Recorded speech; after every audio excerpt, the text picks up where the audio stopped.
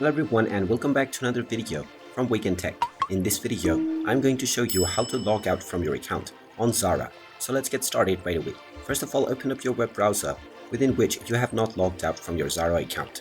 Then in the address bar, type in zara.com and press enter. You will now be taken into the official Zara website. Now, since you have already been logged in, you will see your username at the top right corner. Go ahead and click on it, and now this will take you into your profile page. Just tap on it, profile, and now you will see the sign out button underneath your profile information. Just click on this button, and now you will immediately be logged out from your Zara account.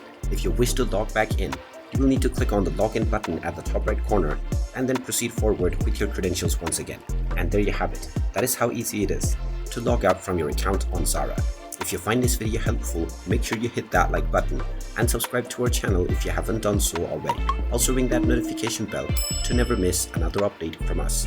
Thank you for watching, and I will see you again in the next video.